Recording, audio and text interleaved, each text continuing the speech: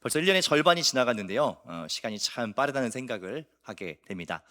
오늘 우리가 특별히 맥주 감사 주일로 함께 예배를 드리게 되는데요. 여기까지 인도하신 하나님의 은혜를 기억하는 시간이고, 또 우리의 온 마음과 정성을 다해서 하나님께 감사를 올려드리는 특별한 절기의 예배입니다. 오늘은 하나님께서 이스라엘 백성에게 지키라 말씀하신 맥추절의 의미를 함께 살펴보고요. 또 우리에게 허락하신 놀라운 은혜를 다시 발견할 수 있는 그런 여러분 되시기를 주님의 이름으로 축원합니다. 오늘은 이런 질문으로 말씀을 열고자 하는데요. 여러분, 유대인들의 3대 절기가 혹시 무엇인지 아십니까? 예. 우리 장로님만 유일하게 혼자 지금 비밀처럼 알고 계시는 것 같은데, 지금 여러분 표정이 어떤 표정이냐면은 뭐 우리나라 절기도 다 모르는데 무슨 유대인들 절기까지 알아야 되냐, 뭐 이제 이런 표정을 짓고 계시는데요. 우리가 오늘 함께 나누는 이 말씀, 특별히 맥주절에 대한 이야기잖아요. 유대인의 3대 절기 중에 하나입니다. 그러니까 놀랍게도 우리는 오늘 성경에 기록된 유대인들의 절기의 의미를 따라서 예배를 드리고 있는 거예요. 저는 친절하기 때문에 여러분들을 위해서 유대인의 3대 절기를 제가 표로 간단하게 정리를 해왔습니다. 보시는 것처럼 유대인의 3대 절기는 유월절, 칠칠절, 초막절이 있습니다. 그리고 잘 보시면 밑에 이름이 하나씩 더 있죠. 그러니까 이름이 한 두 종류씩 있는데 어떤 의미를 좀 강조하냐에 따라서 이제 두 가지 이 이름을 다 사용하는데요. 첫 번째 유월절은 잘 아시는 것처럼 하나님께서 출애굽 때에 이 애굽을 심판하시는, 장자를 다 죽이는 심판을 내리시는데, 그때에 이 문설주의 어린 양의 피를 바른 그 유대인들의 집은 다 이렇게 건너갔다, 뛰어넘어갔다. 그래서 유월, 이런 뜻이 있는 겁니다. 화면은 계속 보여주셔도 될 것 같아요. 그래서 그때에 이스라엘 백성들이 애굽을 급하게 탈출하느라고 누룩을 넣지 않은 빵을 구워서 먹었거든요. 그래서 다른 말로 무교절이라고도 이렇게 부릅니다. 칠칠절은 유월절 직후부터 시작되는 보리의 추수를 마친 날을 의미하는데, 77, 그래서 7 곱하기 7, 49잖아요. 그래서 49일 동안 보리 추수를 쭉 진행하고 마지막 50일째 되는 날에 이 첫 수확, 첫 열매를 감사하는 의미가 있는 날입니다. 그리고 특별히 보리를 추수했기 때문에 맥추라는 이름을 붙이기도 하죠. 마지막으로 초막절은 이스라엘 백성들이 광야 40년 동안 초막을 짓고 살면서 하나님의 공급하심으로 살았던 것을 의미합니다. 다른 말로는 수장절이라고도 하는데요. 이것은 추수한 것을 저장한다라는 의미가 있습니다. 즉, 하나님께서 광야에서도 또 우리의 일상에서도 늘 먹을 것을 공급해 주셨다라는 그런 의미를 담은 절기입니다. 그 중에서도 우리가 오늘 살펴보는 이 절기가 맥추절, 다른 말로 칠칠절이라는 절기인데요. 제가 방금 드린 이 절기에 대한 자세한 설명이 오늘 우리가 읽은 신명기 말씀에 그대로 기록되어 있습니다. 우리 신명기 16장 9절부터 11절 말씀을 한 목소리로 함께 읽겠습니다. 7주를 세일지니 곡식의 낫을 대는 첫날부터 7주를 세어 내 하나님 여호와 앞에 칠칠절을 지키되 내 하나님 여호와께서 내게 복을 주신 대로 내 힘을 헤아려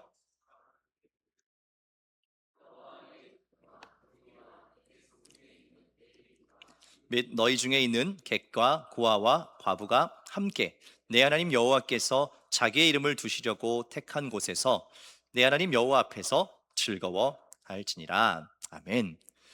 우리 하나님께서도 이스라엘 백성에게 굉장히 친절하게 이 절기를 어떻게 지켜야 되는지를 구체적으로 이야기해 주고 계십니다. 9절에 보면 절기를 지키는 날은 곡식 추수하기 시작해서부터 7주를 세서 50일째에 지켜라 이야기를 하시고요. 또 10절에 어떻게 지켜야 되냐라고 나와 있는데, 너에게 복을 주신 대로 힘을 다해서 자원하는 예물을 드려라 라고 말씀합니다. 즉, 각자에게 주신 그 은혜를 생각하고 또 힘을 다해서 인색하게 드리는 것이 아니라 자원하는 마음으로 최선을 다해 드리라라는 것이 하나님의 명령입니다. 오늘 우리도 마찬가지죠. 여러분, 맥주 감사 헌금을 준비해서 드리잖아요. 이것이 어떤 의무나 기계적으로 하라는 것이 아니고, 내게 그동안 주신 은혜를 생각하고 복을 받은 대로 힘을 다해 자발적으로 드리라라는 이야기입니다. 그리고 마지막 11절에 보면 이 절기를 지킬 때는 다 같이 함께 모여서 이 절기를 지켜라라고 이야기를 하십니다. 왜냐하면 하나님께서는 우리 각자에게 개인적인 은혜도 주시지만, 우리가 함께 모여서 드리는 이 예배, 또 모든 모임에 공동체적인 은혜를 또한 허락해 주시기 때문에 그렇습니다. 그리고 특별히 공동체 안에 있는 사람들 중에는 여전히 어려움 중에 있는 사람들도 있고, 감사의 제목이 참으로 하나님 앞에서 부족한 분들도 있을 수 있어요. 그렇기 때문에 함께 모여서 누군가가 소외되거나 마음 아파하지 않도록 서로를 돌아보고 함께 예배하라는 것이 오늘 맥주절에 대한 하나님의 명령입니다. 이 모든 기준들은 사실 이 구약에만 해당되는 것이 아니고 오늘 맥주 감사주일 예배를 드리는 우리에게도 굉장히 중요한 기준들입니다. 하나님의 받은 은혜를 기억하고 또 그것에 감사해서 자원해서 힘껏 예물을 드리는 것, 또 우리가 함께 모여서 그 감사를 공유하는 것, 이것이 하나님께서 우리에게 주신 이 감사의 기준이라는 겁니다. 그런데 여러분, 이 맥주절을 하나님께서 말씀하신 대로 잘 지켜 행하기 위해서 중요한 전제 조건이 한 가지 있습니다. 그것은 뭐냐면 내게 있는 그 복, 내가 받은 복을 발견해야 사실 이 모든 것들을 할 수 있다는 사실입니다. 10절 말씀에 보면 예물을 드리는 것, 또 함께 모이는 것, 이 모든 것이 무엇 때문이지요? 하나님께서 내게 주신 복과 은혜 때문에 그렇게 할 수 있는 겁니다. 내가 그것을 발견하지 못하면 사실 이 모든 것들이 불가능해지죠. 그리고 의미가 없는 일이 되겠지요. 그래서 하나님께서는 이 맥주에 대한 모든 설명을 쭉 하시고서 마지막에 가장 중요한 단서를 주시는데, 왜 맥주를 지켜야 되는가, 왜 하나님께 감사해야 하는가, 왜 함께 모여야 하는가에 대한 이유를 12절에 기록해 두고 있습니다. 함께 읽겠습니다. 너는 애굽에서 종되었던 것을 기억하고 이 규례를 지켜 행할지니라. 아멘. 하나님께서는 우리가 맥주절, 이 감사를 가지고 하나님께 나아갈 수 있는 이유를 뭐라고 이야기하냐면, 너는 애굽에서 종되었던 것을 기억하고 라고 이야기하십니다. 그것이 모든 이 유대인들의, 이스라엘 백성들의 감사의 근원적인 이유였습니다. 애굽에서 종으로 살 때는 노예와 같은 삶을 살았거든요. 자기들의 몫은 아무것도 없었어요. 그저 애굽의 왕 바로의 손에 떨어지는 그 부스러기 같은 것을 먹고 마시며 살았던 비참한 인생을 살았다는 겁니다. 그런데 하나님께서 이스라엘 백성들의 부르짖음을 듣고 그들을 건져내셨죠. 그리고 40년의 광야에서도 만나와 메추라기로 먹이셨죠. 그리고 마침내 약속의 땅 가나안에 들어가게 된 겁니다. 그리고 그 가나안 땅에서 처음으로 자기들의 손으로 밭을 갈고 씨를 뿌리고 마침내 첫 수확을 거두게 된 겁니다. 포로로 살아가던 이 630년의 시간 동안은 전혀 누릴 수 없었던 새로운 감격이었습니다. 바로 그 감격의 순간에 하나님께서 이스라엘 백성들에게 명령하시는 겁니다. 지금 내 눈앞에 펼쳐진 이 모든 가나안 땅과 너의 손에 들려진 그 모든 풍성한 보리 다발이 어디서부터 왔는지를 기억해라 라고 말씀하시는 거예요. 너희가 애굽에서 아무런 소망 없이 채찍에 맞으며 신음하던 그 종되었던 시절을 반드시 기억해라 라고 이야기하는 겁니다. 이스라엘 백성들이 그렇게 함께 모여서 감사할 수 있었던 근본적인 이유는 자신의 손에 쥐어진 어떠한 열매나 수확물 때문이 아니었습니다. 만약 그 자체가 기쁨의 이유라면 사실 어떤 때는 기쁨의 이유가 있을 수도 있고 없을 수도 있는 거예요. 왜요? 어떤 때는 농사가 잘 될 수도 있고 어떤 때는 잘 안 될 수도 있잖아요.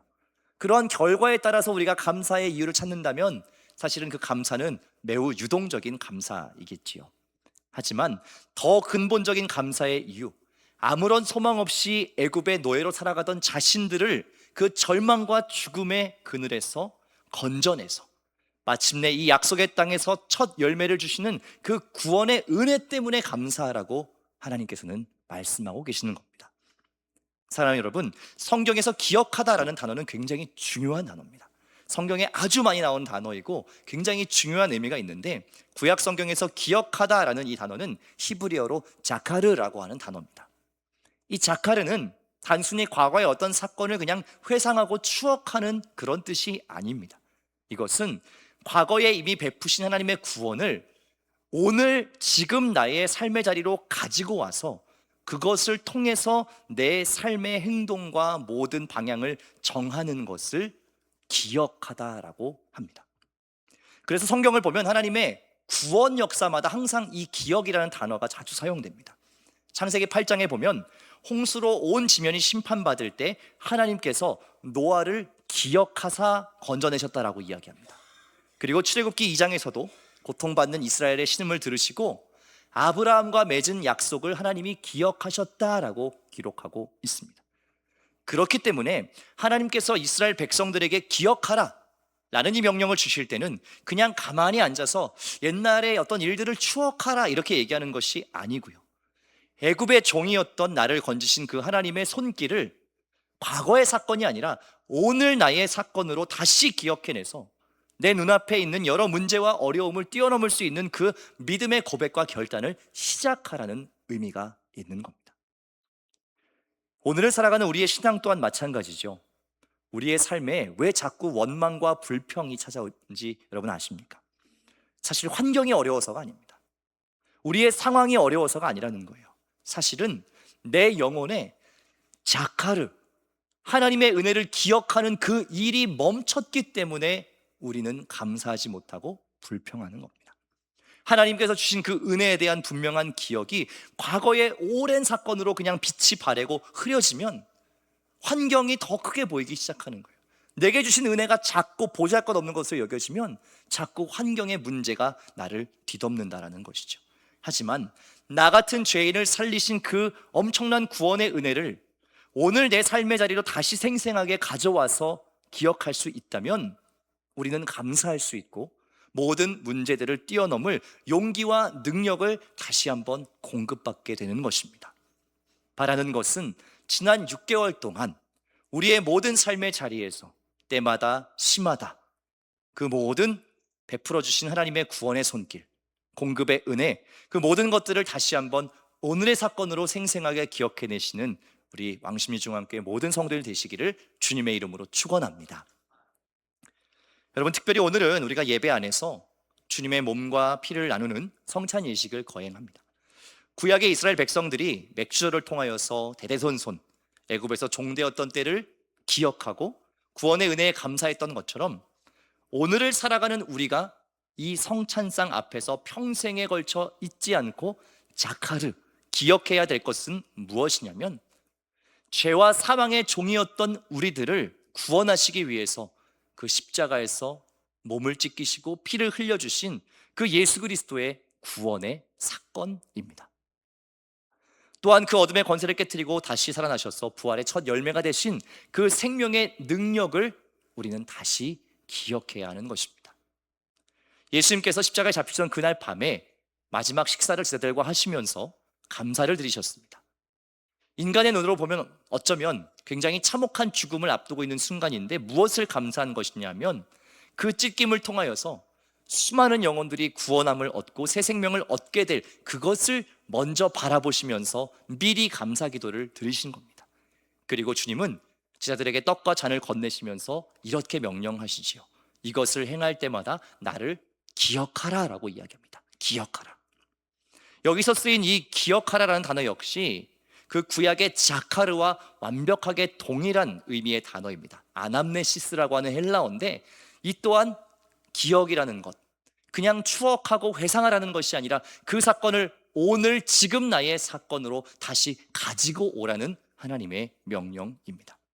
그 과거의 사건을 그냥 역사책 읽듯이 관찰하고 관망하라는 것이 아니고 그냥 예전에 있었던 그 십자가 사건의 은혜를 추억하고 그래 내가 옛날에 그런 때가 있었지 이렇게 하라는 것이 아니라 오늘 이 떡과 잔을 먹고 마시는 그 순간에 그 2000년 전 십자가의 구원 사건과 생명의 역사가 오늘 이 예배와 오늘 나의 삶에 다시 생생하게 재현된다는 것입니다. 그것이 기억하라는 예수님의 명령의 의미입니다. 사랑하는 여러분, 세상은 우리에게 끊임없이 반문할 거예요. 너의 삶의 형편이 지금 이러한데 너에게 무슨 감사의 조건이 있겠냐라고 이야기합니다. 사단은 계속 우리에게 이야기해요. 너의 손에 들려진 것도 없으면서 하나님께 무엇을 드린다는 거냐? 계속 그렇게 우리에게 속삭입니다. 하지만 성찬을 통해서 예수 그리스도의 그 십자가의 구원이 나의 삶에 생생하게 자카르되고 아남네시스, 기억될 때 우리는 그 세상의 모든 소리들을 깨뜨리고 이렇게 고백할 수 있는 겁니다. 비록 내 손에 쥔 것은 적을지라도 내 환경과 상황은 어려울지라도 하나님께서 독생자 예수 그리스도의 죽으심과 부활을 통해 나를 죄의 종에서 자유케 하셨기 때문에 그것만으로 나는 감사할 이유가 충분한 존재다. 여러분, 그렇게 고백하실 수 있는 겁니다. 사랑하는 왕십리 중앙교회 성도 여러분, 우리의 신앙의 힘은 결코 환경이나 조건에서 나오지 않습니다. 우리의 신앙의 힘은 오늘 나눈 이 맥주의 명령처럼, 또 예수님께서 정하신 이 성찬의 명령처럼 하나님의 구원에 대한 분명한 기억함에서 나오는 겁니다. 죄와 사망의 종되었던 우리를 사랑하셔서 하나님의 자녀 삼아주신 그 첫사랑을 뚜렷하게 기억해낼 때 우리는 그 삶의 어떠한 위기 속에서도 넉넉히 감사로 나아가는 신앙의 동력을 얻게 되는 것입니다. 바라는 것은 이제 그 모든 염려와 두려움, 또 결핍과 삶의 무게들을 주 앞에 다 내려놓으십시오. 그리고 주님이 친히 베풀어 주신 이 성찬의 식탁으로 나아오십시오. 오직 내 영혼의 모든 것을 채우시고 인도하시는 그 주님의 은혜를 구하며 구원받은 신자의 감사함을 가지고 우리가 성찬의 자리로 나아갔으면 좋겠습니다. 이 성찬의 떡을 떼고 잔을 마실 때 우리의 삶에 베푸신 그 은혜에 대한 기억이 여러분 오늘의 사건으로 다시 한번 새롭게 경험되기를 소망합니다. 그래서 그 기억의 힘으로 오늘 하루, 또 앞으로 남은 이 반년, 또 우리의 평생의 신앙의 여정 속에서 날마다 온전한 감사를 삶의 고백으로 주님께 올려드리는 인생, 그러한 우리 왕심리 중앙교회 모든 믿음의 가족들 되시기를 주님의 이름으로 축원합니다.